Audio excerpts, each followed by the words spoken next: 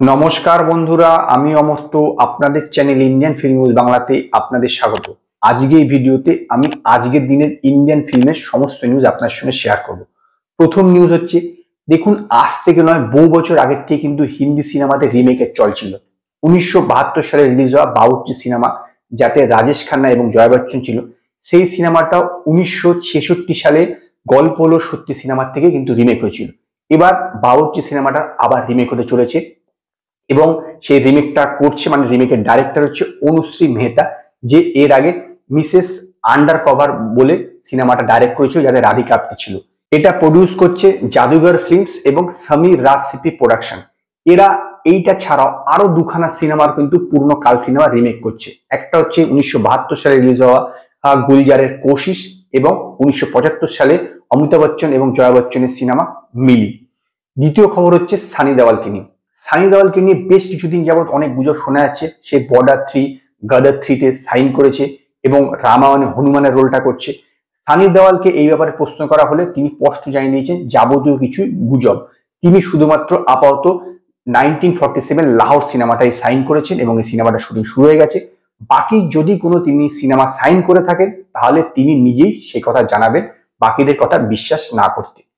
3 নম্বর খবর হচ্ছে রণবীর কাপুরকে নিয়ে। এটা তো আপনারা ইতিমধ্যেই জানেন যে রণবীর কাপুর অলরেডি রামান সিনেমাটা সাইন করেছে এবং তাতে সে রামের রোলটা করছে, এবং সেই রোলের প্রিপারেশনের জন্য সে মদ খাওয়া ছেড়ে দিয়েছে, এখন নিরামিষ খাচ্ছে এবং এর পাশাপাশি নাইট লাইফকেও কাট করেছে। এখন শোনা যাচ্ছে সে একজন এই সিনেমার জন্য একজন ডায়লগের বলবার জন্য, মানে একজন স্পিচের জন্য একজন টিচারকে রেখেছে, যে তাকে ঠিক করে ডায়লগ ডেলিভারিটা শেখাবে। কারণ রণবীর কাপুর মনে করছে যে এই সিনেমার জন্য একটা পার্টিকুলার ওয়েতে তাকে ডায়লগ বলতে হবে, সেই কারণে এই জন্য একজন টিচারকে রেখেছেন। 4র্থ নম্বর খবর, দেখুন এখন যেটা বললাম যে সিকুয়ালের তো চল শুরু হয়ে গেছে। গাদার 2 এবং ও মাই গড 2 সাফল্যের পর এখন সিকুয়ালের পর সিকুয়াল হচ্ছে। এখন শোনা যাচ্ছে যে হামরা সিনেমাটার আবার সিকুয়াল হতে চলেছে। ইয়েস, যাতে ছিল ববি দেওয়াল, আমিষা প্যাটেল এবং অক্ষয় খান্না, সেই সিনেমার এবার সিকুয়াল হতে চলেছে। হামরাজ 2 তৈরি করবেন এবং এটা হামরাজ 2 তৈরি করবেন আব্বাস মোস্তান, যে আগে সিনেমার ডাইরেক্টর ছিল, এবং এর প্রডিউসার একই আছে রতন জৈন। 2 বছর ধরে তাদের মধ্যে কথাবার্তা চলছিল এবং আলটিমেটলি তারা একটা স্ক্রিপ্টকে ক্র্যাক করেছে এবং খুব দ্রুত এই সিনেমার শুটিং শুরু হবে এবং অন্যান্য কাস্টের ব্যাপারেও তারা আপডেট দেবেন। এর পরবর্তী খবর হারমান বাবেজাকে নিয়ে। আপনারা হয়তো ভাবছেন এই হারমান বাবেজাটাকে। কয়েক বছর আগে প্রিয়াঙ্কা চোপড়া একটা সিনেমা রিলিজ হয়েছিল লাভ স্টোরি 2050, তার হিরো ছিল এই হারমান বাবেজা এবং এটা প্রডিউস করেছিল এই সিনেমাটা তার বাবা। এখন হারমান বাবেজা নিজেই প্রডিউসার হয়ে গেছে এবং সে ফারহান আক্তার এবং রিতেশ সিধওয়ানির যে এক্সেল এন্টারটেইনমেন্ট আছে তার সঙ্গে 3খানা প্রজেক্ট করছে। অলরেডি 2খানা প্রজেক্ট সাইন হয়ে গেছে, 3 নম্বর প্রজেক্টও অলরেডি তারা সাইন করেছে বলে অ্যানাউন্স করেছে। তবে এই 3টে প্রজেক্ট কি সিনেমা না ওয়েব সিরিজ এই ব্যাপারে কিছু জানায়নি। হোপফুলি হারমান বাবেজার এই স্বপ্নটা সফল হবে অ্যাজ এ প্রডিউসার, না হলে কিন্তু তাকে এবার ঘরেই বসে থাকতে হবে। এবার আসছি টলিউডের খবরে। গত বছরই সাই ধরমতে যেটা অ্যানাউন্স করেছিল সম্পদ নন্দীর সঙ্গে সে গাঞ্জা শঙ্কর বলে একটা কমার্শিয়াল সিনেমা করবে। অনেকদিন পর সে একটা কমার্শিয়াল সিনেমা করবে বলে লোকের মনে খুব উৎসাহ ছিল, কিন্তু এখন শোনা যাচ্ছে এই গাঞ্জা শঙ্কর স্লেভড, মানে এই সিনেমাটা হচ্ছে না। তার কারণ হচ্ছে প্রডিউসার মনে করছে এই সিনেমার যে বাজেটটা আছে সেটা রিকভার করতে পারবে না। তার একটা বড় কারণ হচ্ছে ওটিটি থেকে তারা যে প্রাইসটা আশা করেছিল সেই প্রাইসটা পাচ্ছে না। এমনিতেই তেলুগু সিনেমা স্যাটেলাইট রেট একদমই পড়ে গেছে, স্যাটেলাইট রেট থেকে বেশি টাকা পাওয়া যায় না, সেই জন্য ভরসা হচ্ছে ওটিটি রাইট।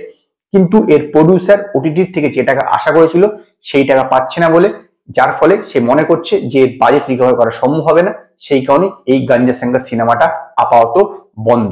এরপরে আসছি প্রভাসের নেক্সট সিনেমা কালকি 2898 এডি ব্যাপারে। এই সিনেমার ওভারসিজ সাইটের জন্য মেকাররা অ্যারাউন্ড 100 কোটি টাকা চেয়েছে, মানে তারা মনে করছে যে 100 কোটি টাকায় এই ওভারসিজ সাইটটা তাদের জন্য প্রাপ্য, কিন্তু ওভারসিজ এর ডিস্ট্রিবিউটাররা 70 থেকে 75 কোটি টাকার বেশি দিতে রাজি নয়, সেই কারণে এখনো ডিলটা ক্র্যাক হচ্ছে না। যদি মেকার্সরা 100 কোটি টাকার নিচে পায় তাহলে তারা সাইন করবে না, তো আলটিমেটলি তাদেরকে নিজেদেরকেই ওভারসিজে রিলিজ করতে হবে। তো এখন দেখার আলটিমেটলি এই ডিলটা কি হয়। পরবর্তী নিউজ নন্দমুরি বালাকৃষ্ণকে নিয়ে। নন্দমুরি বালাকৃষ্ণের এর আগে একটা সুপার ডুপার হিট ফিল্ম হয়েছিল আকান্ডা, এবং তারপরে এর যে ডাইরেক্টর ভূপতি সিং অ্যানাউন্স করেছিল যে আকান্ডা 2 বানাবে, কিন্তু আকান্ডা 2 প্রডিউসার বদলে গেছে। আগে যে প্রডিউস করছিল তার জায়গায় এখন প্রডিউস করবে আল্লু অরবিন্দের গীতার্স। তো এখন দেখার যে আখান্ডা 2 আখান্ডা 1 এর মতন সুপারহিট হয় কিনা। পরবর্তী খবর রবি তেজার ঈগল সিনেমাটা নিয়ে। এই সিনেমাটা অলরেডি সেন্সর থেকে ইউএস সার্টিফিকেট পেয়ে গেছে এবং এই সিনেমা রানিং লেন্থ 2 ঘন্টা 38 মিনিট 37 সেকেন্ড। এই সিনেমাটা ডাইরেক্ট করছে কার্তিক গাত্তামনি, যে এর আগে সূর্যা ভার্সেস সূর্যাটা সিনেমাটা ডাইরেক্ট করেছিল, এবং এর প্রডিউসার হচ্ছে পিপল মিডিয়া ফ্যাক্টরি। তো হোপফুলি এই সিনেমাটার সাকসেস পেয়ে রবি তেজার ক্যারিয়ার আবার পুরোনো ট্র্যাকে ফিরবে। পরবর্তী খবর হচ্ছে পবন কল্যাণের হারে ভিরা মাল্লু সিনেমাটা নিয়ে।